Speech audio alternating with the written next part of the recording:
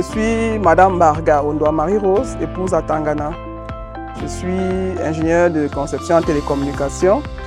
Je travaille comme tel depuis 2006 et j'ai fait mes études à la Polytechnique de Darmstadt en Allemagne.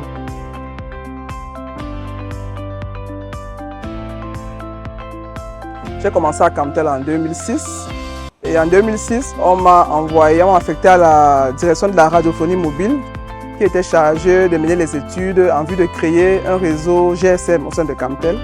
Mais ce projet n'a pas abouti et la direction a été dissoute 6 mois après mon arrivée.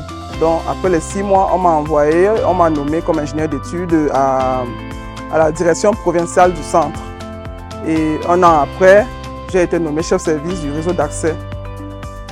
En 2011, je suis allé à la direction des projets comme ingénieur des projets. Et en 2012, on m'a nommé, j'étais chargé de suivi des boucles métropolitaines à fibre optique dans le programme NBN. C'était un grand programme, un vaste programme qui a changé l'environnement des télécoms de Camtel, où on a essayé de déployer la fibre optique un peu partout, de remplacer le câble cuivre par la fibre optique dans tout le réseau national.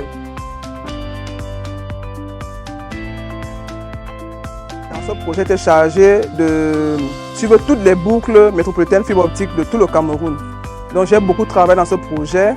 La phase 1, elle a commencé en 2012 et s'est achevée en 2015. Et ma période de travail dans ce programme NBN, a été très intense pour moi, très intense.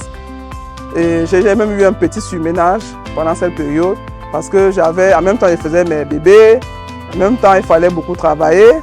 Je suis allé en formation en Chine dans le cadre de ce projet. J'ai fait 2 mois en Chine alors que j'avais un bébé de 4 mois que j'ai laissé.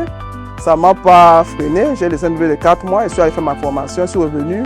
J'ai beaucoup travaillé parce qu'il fallait travailler dans tout le pays.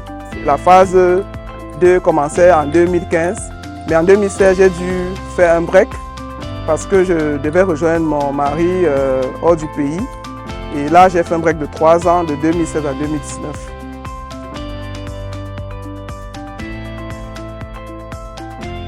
Bon, actuellement, je lutte contre la fraude au sein de la BUT.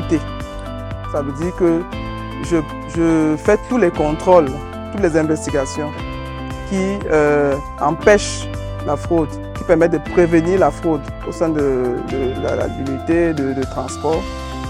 Donc, je contrôle la facturation des services. Je me rassure que tous les services fournis sont bel et bien facturés, qu'il n'y a pas de sous-facturation. Et c'est essentiellement ça mon travail.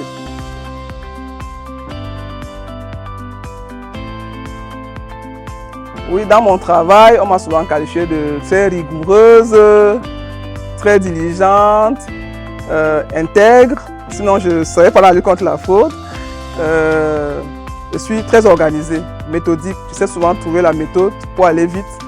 Et je m'en sors, je peux gérer plusieurs choses à la fois sans problème parce que je suis très organisée et disciplinée aussi.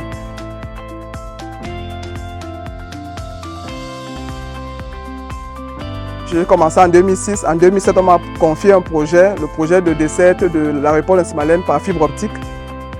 Et vraiment, je vois que j'ai fait un espoir parce que j'étais vraiment encore toute jeune, je n'avais pas beaucoup d'expérience.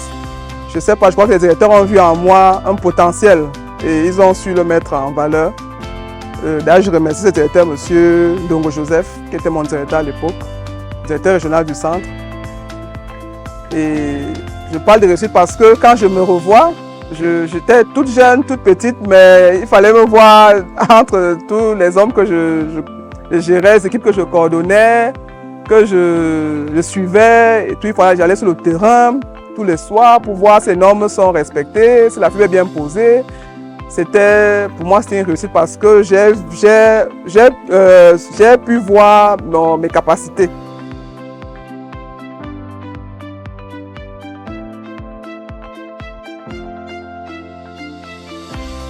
Oui, c'est vrai, il faut investir pour que la femme se sente à l'aise parce qu'elle est un peu particulière quand même par rapport à l'homme.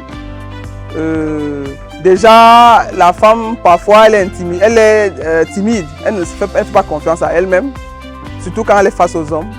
Bon, on peut essayer au niveau d'abord scolaire déjà, de sensibiliser les femmes, les filles, les jeunes filles, de les amener à faire confiance à elles-mêmes, de savoir qu'elles ont leur potentiel, c'est pas à sous-estimer, que elles ne sont pas différentes des garçons dans le mental. Et il faut investir dans ce sens-là pour qu'elle ait confiance en elle, pour qu'elle s'exprime, pour qu'elle valorise ses talents, ses capacités et qu'elle ne se laisse pas intimider.